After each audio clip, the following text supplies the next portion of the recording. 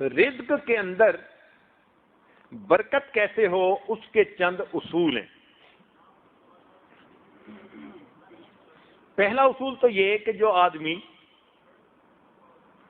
نیکی، دیانت، سچائی کے ساتھ اپنا کاروبار کرے، ان چیزوں کی وجہ سے برکت لازمی ہوتی ہے.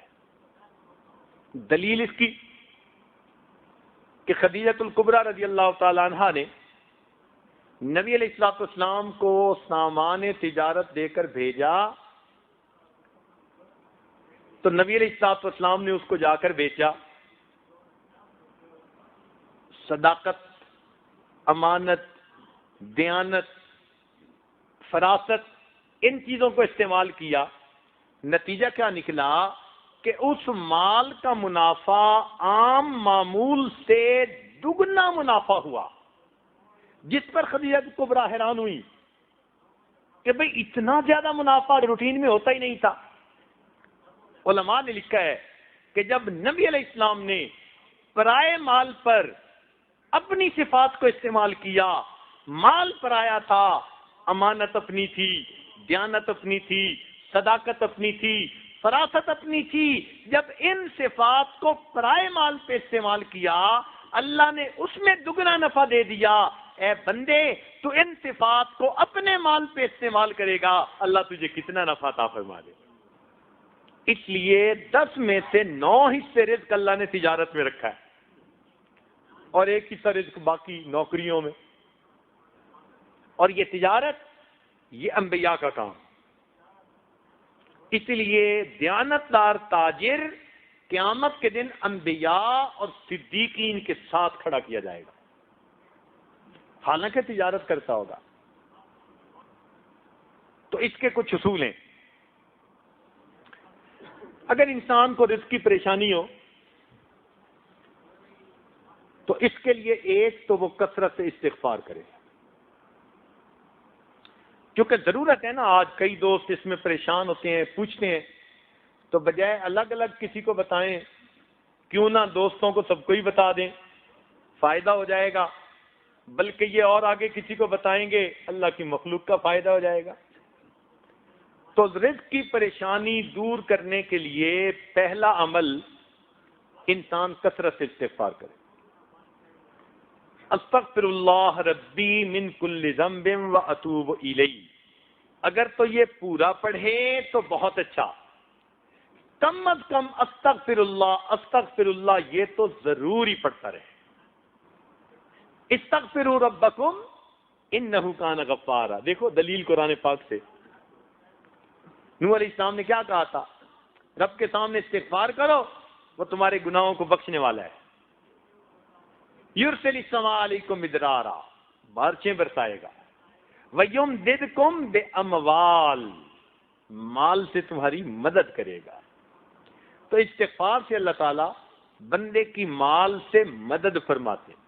پھر بندوں کی مدد نہیں مانگنی پڑتی، پھر بندوں کے پروردگار کی مدد اترتی ہے. اور جب اللہ تعالیٰ کسی بندے کی مدد کرتے ہیں پھر اسی کشتی کو درمیان میں نہیں چھوڑتے، ہمیشہ کنارے لگا دیا کرتے ہیں. دوسری بات کہ جتنی حیثیت ہو اللہ تعالیٰ کے راستے میں صدقہ کرے. مثلا کچھ لوگ روزانہ صدقہ کرتے ہیں. یہ کہاں لکھا ہوا ہے کہ روزانہ آپ نے ہزاروں لاکھوں کے حساب سے صدقہ کرنے؟ آپ اگر 1 روپیہ بھی صدقہ کریں گے روز کا تو صدقہ کرنے والوں میں شامل ہو جائیں گے. 5 بھی کریں گے تو صدقہ کرنے والوں میں شامل. تو مقدار کو مت دیکھیں، اپنی حیثیت کو دیکھیں. اس حیثیت کے حساب سے آپ اگر اللہ کے راستے میں کچھ نکالیں گے تو صدقہ سے اللہ تعالی رزق میں برکت عطا فرماتے ہیں. نبی علیہ الصلوۃ والسلام نے قسم اٹھا کر حدیث میں یہ بات فرمائی. اگر اللہ کے محبوب ویسے ہی بات کر دیتے تو صادق و امین کی یہ بات سچی تھی، مگر انہوں نے قسم کھا کر فرمایا کہ صدقہ کرنے سے آدمی کے رزق کے اندر کمی نہیں آتی، اللہ تعالیٰ برکت عطا فرما دیتے. تیسری بات کمزوروں کے اوپر احسان کرنے سے. کوئی ہینڈی کیپڈ ہے، بیوہ ہے، یتیم ہے، مسکین ہے، چھپ کے اس کی مدد کرنا، پتہ ہی نہ چلے. صحابہ کرام کے اندر یہ بڑی صفت تھی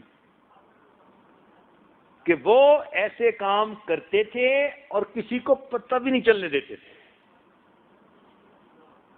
چنانچہ سیدنا عمر رضی اللہ عنہ ایک مرتبہ آئے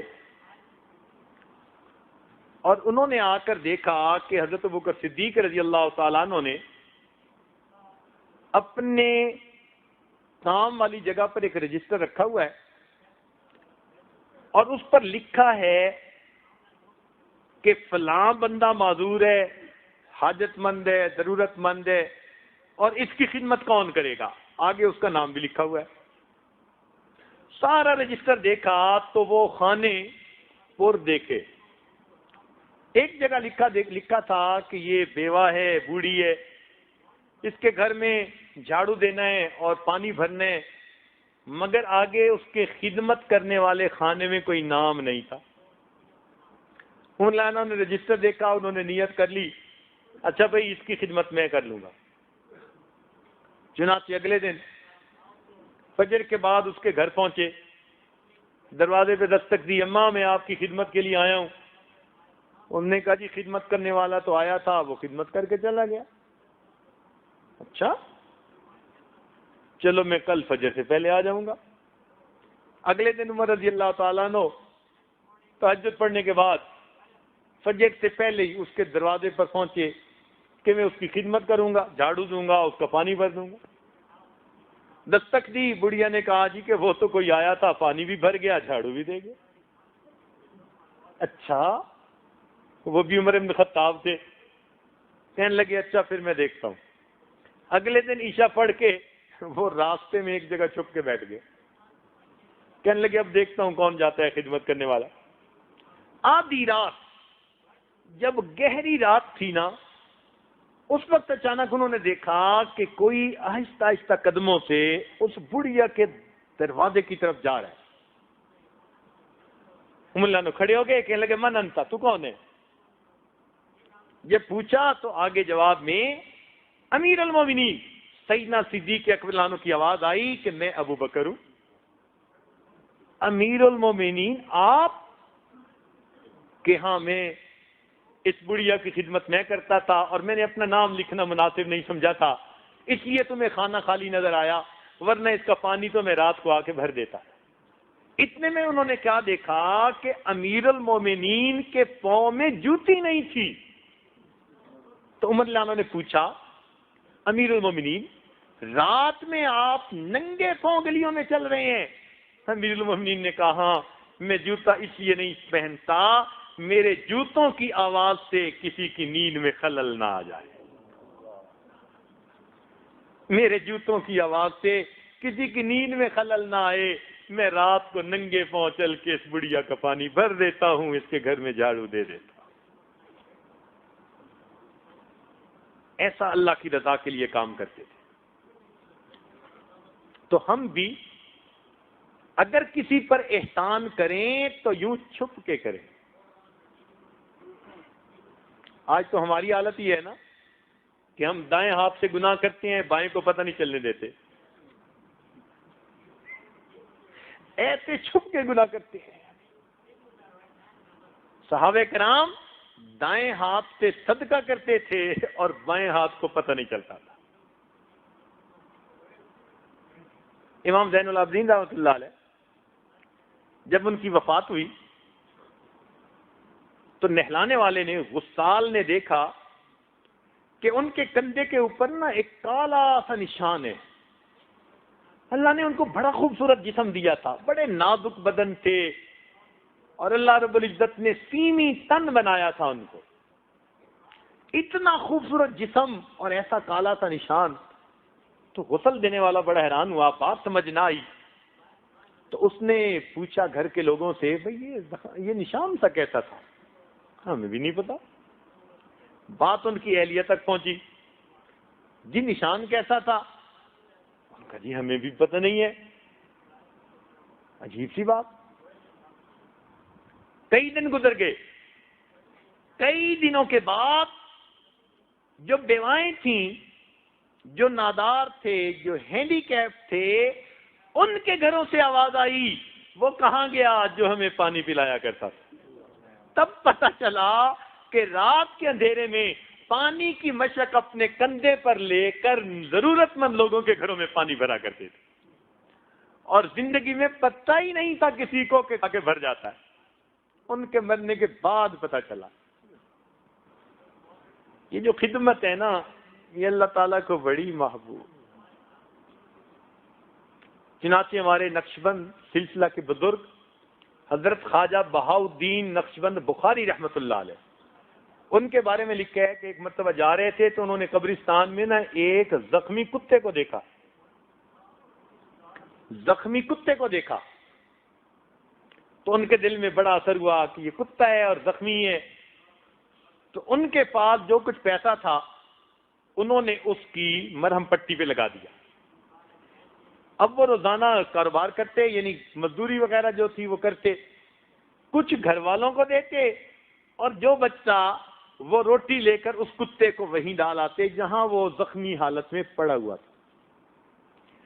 چند دن اس کتے کو وہ کھانا دیتے رہے اور اس کے زخم پہ مرہم لگاتے رہے، حتیٰ کہ وہ کتے کا زخم بھی ٹھیک ہوا اور وہ صحت مند بھی ہو گیا. جب وہ صحت مند ہو کر اس جگہ سے بدل کر جگہ چلا گیا، اللہ نے اس رات ان کو معرفت کا نور عطا کیا اور سلسلہ عالیہ نقشبندیہ کی نسبت کی تفصیلات عطا فرمائی. تو یہ ان کی زندگی کے حالات میں لکھا ہے کہ کتے کی خدمت کرنے پر اللہ نے ان کو اپنی معرفت کا نور عطا فرما دیا. تو اگر ہم کسی انسان کی خدمت کریں گے، لیکن اس طرح نہیں کہ زکوٰۃ کا مال اکٹھا کیا، جی میں انڈیا میں 200 بچیوں کی شادی کرواتا ہوں، اور پھر اس کو پبلش بھی کر دیا، اور وہاں جا کر مجمع لگایا. ایک صاحب ملے، وہ ہر سال 300 بچیوں کی شادی کرواتے ہیں. اب یہ ہے تو بہت اچھی بات، مگر انداز کیا کہ وہاں بھی چھپتا ہے ایک رسالہ، سیٹھ صاحب مشہور ہیں، اور وہاں پر پھر لوگ آتے ہیں، اور سیٹھ صاحب تو کسی نے مجھے بتایا، پھر وہ ملے تو خود ہی کہنے لگے میں 300 بچیوں کی شادی کرواتا ہوں. میں نے ان سے اتنا سوال پوچھا، میں نے کہا آپ کیوں کرواتے ہیں؟ آگے سے کہنے لگے کہ جب شادی کرواتا ہوں نا تو وہ جو لوگ آ کے شکریہ ادا کرتے ہیں بڑا مزہ آتا ہے. اب بتائیے کہ 300 بچیوں کی شادی، زکوٰۃ کا سارا پیسہ لگا دیا، اور اس کا نتیجہ کیا نکلا کہ ریٹرن میں کیا مانگا کہ جی جب وہ بچیوں کے بڑے آ کر شکریہ ادا کرتے ہیں نا جی تو بڑا مزہ آتا ہے. اتنے جتن کاٹنے کا کیا فائدہ ہوا؟ نہیں، دنیا میں نام نہیں چاہیے، دنیا کی ہمیں واہ واہ نہیں چاہیے، ہمیں اللہ کے لیے کام کرنا ہے. تو ایک استغفار کرنا، دوسرا صدقہ کرنا، تیسرا کمزوروں پر احسان کرنا، اور چوتھا تقوی اختیار کرنا. تقوی اختیار کرنے پر اللہ تعالیٰ بندے کے رزق میں برکتیں عطا کر دیتے ہیں. تقوی اور پرہیزگاری اللہ رب العزت مہربانی فرما دیتے ہیں. اور پانچویں چیز ہجرت کرنا. ہجرت کرنا یہ بھی رزق کے بڑھنے کا سبب ہے. حدیث پاک میں آتا ہے چنانچہ ایک بندے کا اگر کام ایک جگہ نہیں چل رہا تو یہ بھی ایک ہے کہ وہ اپنی جگہ بدل کے کسی اور جگہ جا کے کام شروع کر دے. اللہ تعالیٰ اس کے لیے ہو سکتا ہے وہاں رزق کھول دے. اور ایک آخری بات حدیث پاک میں جو کہی گئی کہ بار بار حج اور عمرہ کرنا یہ بھی بندے کا رزق بڑھنے کا ایک سبب بن جاتا ہے. جو آدمی آتا تھا نا جی کہ اللہ کے نبی میرے رزق کی تنگی ہے، نبی علیہ السلام فرماتے اچھا حج کر کے آؤ، حج کر کے آؤ. ایک اور بات بھی بتاتے تھے لیکن وہ آپ کو نہیں بتانی، اس کے لیے جوان بھی تیار ہوں گے، بوڑھے بھی تیار ہوں گے۔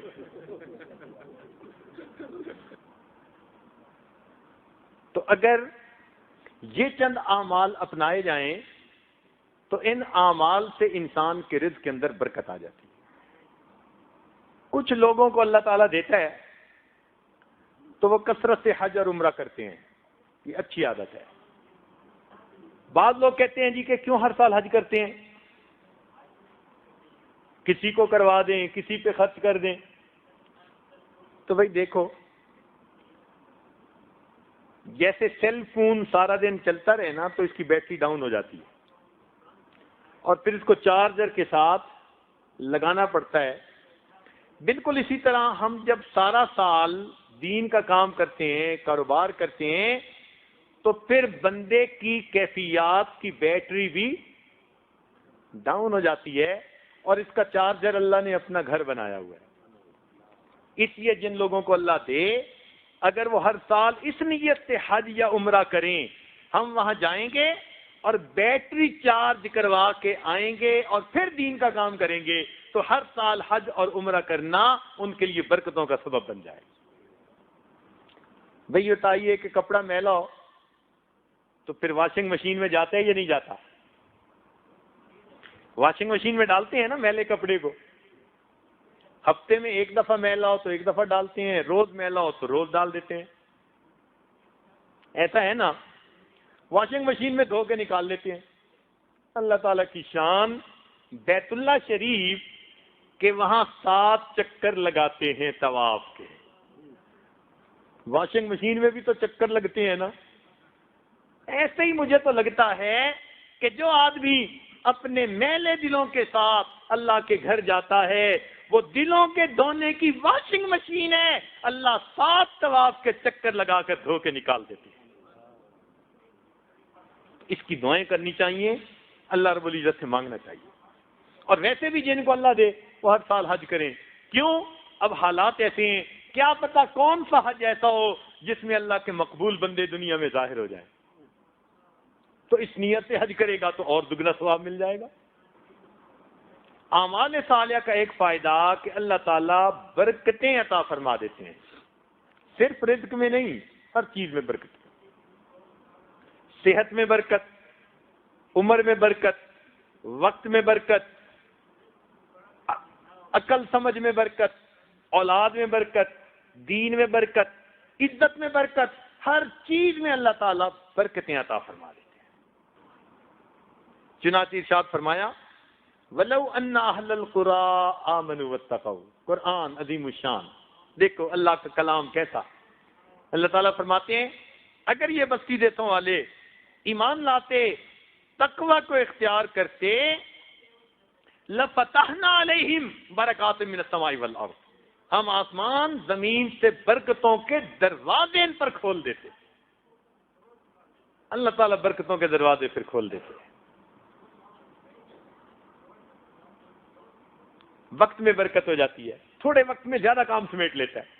آپ نے دیکھا نا کچھ لوگوں کو، وہ کہتے ہیں یار سارا دن بھاگتے رہتے ہیں، کام سمٹتے نہیں ہیں، ہوتے ہوتے کام رہ جاتا ہے، بنتے بنتے کام بگڑ جاتا ہے۔ کیا وجہ ہوتی ہے؟ برکت نہیں ہوتی۔ اور جن کو اللہ تعالیٰ مہربانی کر کے برکت دے دیتا ہے، تھوڑے وقت میں اللہ تعالیٰ ان کے زیادہ کاموں کو سمیٹ دیتا۔ اب دیکھیے ایک بزرگ تھے، وہ کتاب لکھتے تھے، جب فوت ہوئے تو ان کے کتابوں کے جو صفحے تھے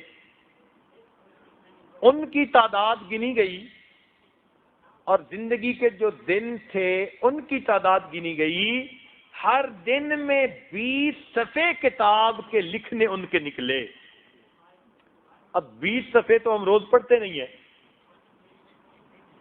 20 صفحے تو ہم پڑھتے نہیں ہیں، اور اگر اس میں سے ان کے پہلے 15 سے 20 سال تعلیم کے نکال دیے جائیں تو یہ 20 کی بجائے بھی 40 بن جائیں گے۔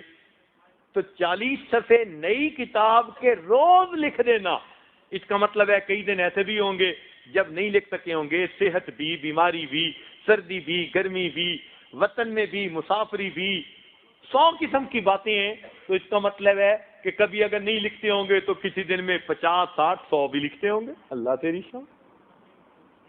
ایسا اللہ نے وقت میں برکت عطا فرما دی. تھوڑے وقت میں زیادہ کام کر گئے. جیسے نبی علیہ الصلوۃ والسلام کی زندگی میں برکت 10 سال کا تھوڑا سا عرصہ تھا جس میں اللہ رب العزت نے اسلام کو پوری دنیا میں پھیلانے کی توفیق عطا فرما دی. حافظے میں برکت، قوت یادداشت میں برکت آ جاتی ہے. آج کل اکثر نوجوانوں کو دیکھا، کہتے ہیں جی مجھے بات بھول جاتی ہے، مجھے بات بھول جاتی ہے. عورتیں بھی اس کا شکوہ کرتی ہیں، مرد بھی شکوہ کرتے ہیں. تو ایک تو گناہوں کی وجہ سے یادداشت کم ہو جاتی ہے،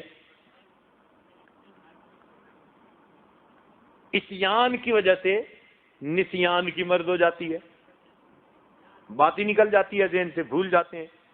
اللہ تعالیٰ نے ہمارے اکابر کو وہ برکت دی تھی کہ ان کی یادداشت النقش کل حجر کی مانند بن گئی تھی. پتھر پہ لکیر ہوتی ہے نا جیسے، ایسے بن گئی تھی. ابو ہریرہ رضی اللہ عنہ نے جب اسلام قبول کیا تو بڑھاپے کی عمر تھی، اور 2-2.5 سال ہی ان کو نبی علیہ السلام کی صحبت نصیب ہوئی ہے. فتح خیبر کے وقت مسلمان ہوئے تھے، تو اس کے بعد تھوڑی زندگی تھی محبوب کی اس دنیا میں. شروع میں باتیں بھول جاتے تھے. کہتے ہیں میں نے نبی علیہ السلام سے عرض کیا، اللہ کے نبی میں باتیں بھول جاتا ہوں. اللہ کے محبوب نے فرمایا ابو ہریرہ چادر پھیلاؤ. کہتے ہیں میں نے چادر پھیلائی، اللہ کے نبی ایسے جیسے کوئی چیز اس میں ڈال رہے ہوں، ایسے اشارہ کیا اور فرمایا اس کو لے لو. میں نے جیسے گٹھڑی باندھ کے اپنے اوپر لے لی. اس کے بعد اللہ نے ایسی قوت یادداشت دی کہ میں بھولتا ہی نہیں تھا. چنانچہ صحابہ کرام میں سب سے زیادہ حدیث کی روایت انہوں نے کی ہے. عبد الملک بن مروان کو ایک مرتبہ شک ہوا کہ بھائی اتنی حدیثیں یہ بیان کرتے ہیں، تو یہ لفظاً بیان کرتے ہیں یا روایت بالمعنی کرتے ہیں؟ روایت بالمعنی کہتے ہیں کہ بھئی مفہوم تو ٹھیک ہو، الفاظ اپنے ہو، اور لفظاً یہ کہ نہیں مفہوم بھی وہی ہو اور نبی علیہ السلام کے ہو بہو الفاظ بھی وہی ہو. اس کے دل میں وہم پڑ گیا. اس نے کہا اچھا ان کا جو ہے نا امتحان لیتے ہیں. اس نے سیدنا ابو ہریرہ رضی اللہ عنہ کو دعوت دی. اب جب دعوت دی تو کھانا کھایا. کھانے کے بعد اس نے ایک پردہ لگا ہوا تھا، اس کے پیچھے اس نے دو کاتب بٹھائے ہوئے تھے، اور ان کو کہا کہ جو یہ کہیں آپ دونوں نے لکھنا ہے، اور ان سے فرمائش کی کہ جی آپ ہمیں نبی علیہ السلام کی احادیث سنائیے. چنانچہ انہوں نے 100 سے زیادہ نبی علیہ السلام کی احادیث سنائی. وہ کاتب لکھتے رہے. محفل ختم ہو گئی. 1 سال گزر گیا. 1 سال کے بعد اس نے پھر ان کو دعوت دی اور ان دونوں کاتب کو بلایا اور کہا کہ تم اپنا ریکارڈ لے کر بیٹھنا، میں ان سے کہوں گا کہ یہ وہی حدیثیں سنائیں جو پچھلے سال سنائی تھی، اور جہاں فرق ہو تم نشان لگاتے جانا. ابو ہریرہ عنہ کو کچھ پتہ نہیں ہے. چنانچہ کھانا کھایا، پھر حدیث سنانے کی محفل ہوئی تو وہ کہنے لگا جی پچھلے سال جو سنائی تھی نا بڑا مزہ آیا تھا، وہی حدیثیں پھر سنا دیجئے. ابو ہریرہ رضی اللہ عنہ نے وہی حدیثیں پھر سنائی. دونوں کاتبوں نے ان کو املاس کے ساتھ ملایا اور ان کو کہیں پر ایک حرف کا فرق بھی نظر نہ آیا. یہ قوت یادداشت. امام بخاری رحمۃ اللہ علیہ جب بصرہ پہنچے تو بصرہ کے علماء نے نا ان کا بڑا استقبال کیا، کیونکہ اس وقت وہ امام بخاری حافظ مشہور ہو چکے تھے. اچھا آج تو حافظ کہتے ہیں نا قرآن پاک کے حافظ کو، پہلے زمانے میں حافظ کا لفظ حافظ حدیث کے لیے استعمال ہوتا تھا. حافظ ابن قیم، حافظ ذہبی، یہ سب حافظ ابن کثیر، یہ حدیث کے الفاظ تھے۔ قرآن پاک تو حفظ ہوتا ہی تھا ہر ایک کو، کسی کو کامل ہوتا تھا، کسی کو ذرا کم ہوتا تھا، کچھ نہ کچھ تو ہر ایک کو یاد ہوتا تھا۔ تو یہ لفظ استعمال ہوتا ہی حدیث کے الفاظ کے لیے تھا۔ تو حافظ اسماعیل بخاری مشہور ہو گئے تھے، تو بصرہ کے علماء نے کہا کہ بھئی ان کا امتحان لینا ہے۔ اب جب علماء امتحان لینے کے لیے تیاری کریں تو اللہ ہی اس میں کامیاب کرے۔ انہوں نے ایسا استقبال کیا کہ یوں سمجھیں کہ پورے شہر کے لوگ باہر نکل کر ان کے استقبال کے لیے آئے، بے مثال استقبال کیا۔ پھر ان کو ایک جگہ بٹھایا تخت پر، اور شہر کے سارے علماء وہاں اکٹھے ہو گئے، اور پھر ان کی خوب تعریفیں کی، حافظ الحدیث ہیں اور ایسے ہیں اور ایسے ہیں اور بڑے اچھے ہیں۔ خوب جب ان کی تعریفیں کر لی تو پھر ان کو کہا جی کہ اب ہمیں بھی اس سے فائدہ دیجیے۔ اب جب ایک بندے کی اتنی تعریفیں کی ہوں، اتنے ذہین ہیں، اتنے اچھے ہیں، اتنے حافظ ہیں، اتنی حدیثیں جانتے ہیں، تو اس کا دل کرتا ہے نا کہ اب میں اپنے حفظ حدیث ان کو دکھاؤں۔ تو انہوں نے کیا کیا، 10 بندے چنے ہوئے تھے، اور ہر بندے کو 10 حدیثیں جو موضوعات میں سے تھی، بنی ہوئی، گھڑی ہوئی، یا جو صحیح حدیثوں سے اس میں تھوڑا سا فرق تھا، وہ ان کو کہی ہوئی تھی۔ چنانچہ ایک آدمی کھڑا ہوا، کہنے لگا جی میں نے 10 حدیثیں یاد کی ہیں، اگر یہ اتنے بڑے حافظ الحدیث ہیں تو یہ بتائیں کہ کیا یہ روایت ان تک بھی پہنچی ہے؟ اب اس نے پہلی حدیث پڑھی، امام بخاری رحمۃ اللہ نے فرمایا اللہ مجھ تک نہیں پہنچی۔ پھر اس نے دوسری پڑھی، آپ نے فرمایا اللہ مجھ تک نہیں پہنچی۔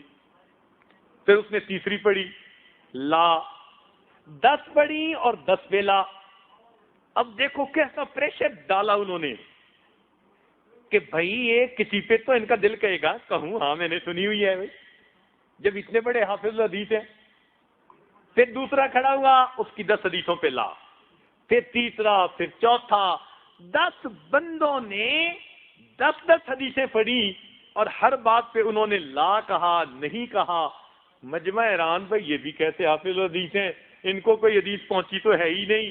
جب وہ سب سنا چکے، اس وقت امام بخاری رحمت اللہ علیہ نے فرمایا کہ سنو، پڑھنے والے نے حدیثوں کو ایسے پڑھا، پھر آپ نے جس بندے نے جو حدیث پڑھی تھی غلطی کے ساتھ، پہلے وہ پڑھی، پھر فرمایا اس میں یہ غلطی ہے، اس کو پھر صحیح حدیث پہنچائی، پھر دوسری غلط پڑھی، پھر صحیح حدیث پہنچائی۔ 100 کی 100 ترتیب کے ساتھ غلط حدیثیں جو انہوں نے پڑھی تھیں وہ بھی پڑھ کر سنائیں، اور اس کے بدلے جو صحیح حدیثیں تھیں وہ بھی پڑھ کر سنائیں۔ علماء لکھتے ہیں کہ امام بخاری رحمۃ اللہ علیہ کے لیے 100 حدیثیں سنا دینا تو کوئی بڑی بات نہیں تھی۔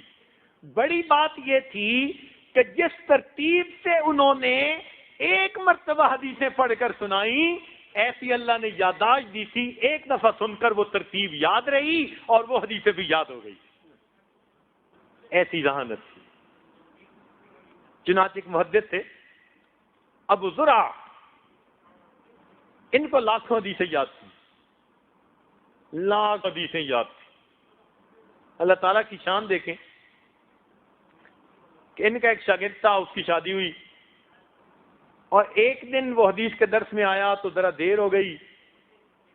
جب واپس پہنچا تو بیوی اس دن ذرا موڈ میں تھی، مزاج گرم تھا، تو اس نے جھگڑنا شروع کر دیا۔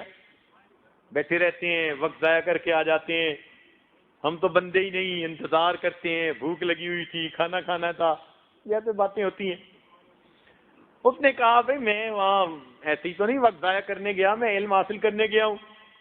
وہ کوئی زیادہ ہی ناز میں تھی، غصے میں آ کے کہنے لگی تیرے استاد کو کچھ نہیں آتا، تو وہاں جا کے کیا سیکھے گا۔ اب جب اس نے یہ لفظ کہہ دیا کہ تیرے استاد کو کچھ نہیں آتا، تو وہاں جا کے کیا سیکھے گا، تو نوجوان تھا اور لگتا ہے کہ اس کو بھی کوئی آج کل کا دماغ ملا ہوا تھا، اس نے بھی فوراً کہہ دیا اچھا اگر میرے استاد کو 1,00,000 حدیثیں یاد نہ ہوں تو پھر تجھے 3 طلاق ہے. لو اب رات تو ذرا گرمی سردی میں گزر گئی، صبح اٹھ کے بیوی کو بھی فکر کہ کہیں طلاق ہی نہ واقع ہو گئی ہو. تو بیوی نے پوچھا کہ جی وہ کیا بنا طلاق کا؟ اس نے کہا بھئی مشروط تھی. تو میں حضرت سے پوچھتا ہوں اگر تو ان کو 1,00,000 حدیثیں یاد تو طلاق نہیں ہوئی ورنہ ہو گئی. اب وہ پہنچا اپنے استاد کے پاس، ان کو بتایا کہ حضرت بس مجھ سے غصے میں یہ بات ہو گئی، اب بتائیں کہ میری بیوی کو طلاق واقع ہوئی یا نہیں ہوئی؟ آپ کو 1,00,000 حدیثیں یاد ہیں یا ایسے ہی میں نے بات کر دی؟ تو امام ابو زرع مسکرائے اور فرمانے لگے جاؤ میاں بیوی کی طرح زندگی گزارو، 1,00,000 حدیثیں مجھے اس طرح یاد ہیں جس طرح لوگوں کو سورہ فاتحہ یاد ہوتی ہے. 1,00,000 حدیثیں مجھے اس طرح یاد ہیں جس طرح لوگوں کو سورہ فاتحہ یاد ہوتی ہے. کہتے ہیں کہ ان کو 2,00,000 حدیثیں یاد تھی،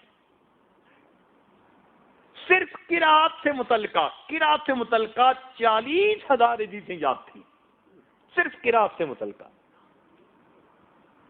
اللہ. تو دیکھیے پھر اللہ تعالیٰ نے ان کو کیسی ذہانت دی تھی. یہ تقوی کی وجہ سے، نیکی کی وجہ سے ہوتا ہے. اللہ رب العزت بندے کو پھر ایسی فوٹوگرافک میموری عطا فرما دیتے ہیں. اور جب انسان گناہ کرتا ہے تو پھر اللہ تعالیٰ مت بھی مار دیتے ہیں، ذہانت چھین بھی لیتے ہیں. یہ برکت اللہ تعالیٰ گھر میں بھی دیتے ہیں، کاروبار میں بھی دیتے ہیں، اولاد میں بھی دیتے ہیں. اولاد میں برکت کا کیا مطلب؟ کہ اولاد آنکھوں کی ٹھنڈک بن جاتی ہے، نیک بنتی ہے، محنتی بنتی ہے، بندے کا دل خوش ہوتا ہے اولاد کو دیکھ کے. کاروبار کا کیا مطلب؟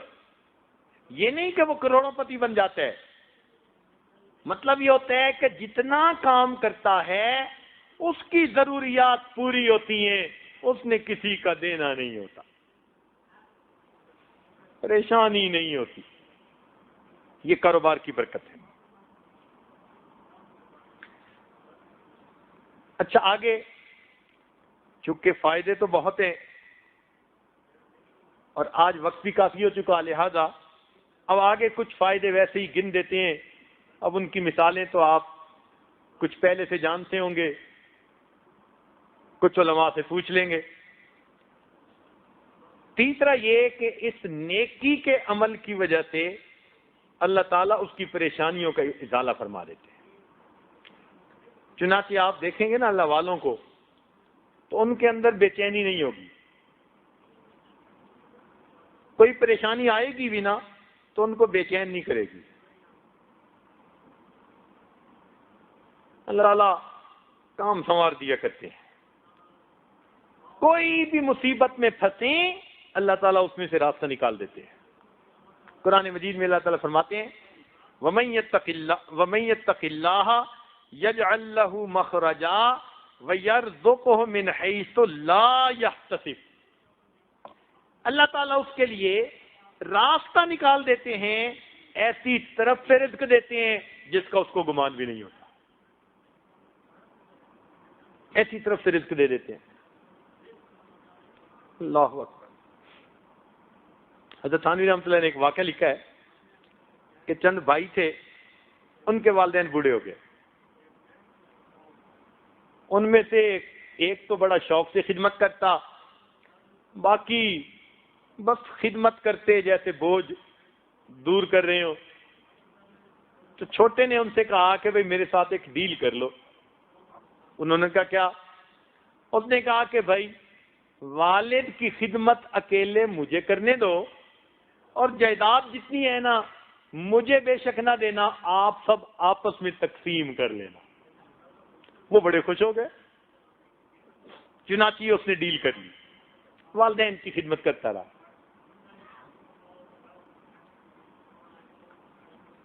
والدین آخر دنیا سے چلے گئے. اب اس کو رزق کی کافی پریشانی رہتی تھی. ایک دن اس نے خواب دیکھا کہ کوئی کہنے والا کہہ رہا ہے فلاں پتھر کے نیچے 3 دینار ہیں، آپ جاؤ تو ان کو 30 دینار ہیں، جاؤ لے لو۔ اس نے پوچھا ان میں برکت ہے؟ کیونکہ اس کی ماں ہمیشہ اس کو دعا دیتی تھی اللہ اس کو برکت والا رزق عطا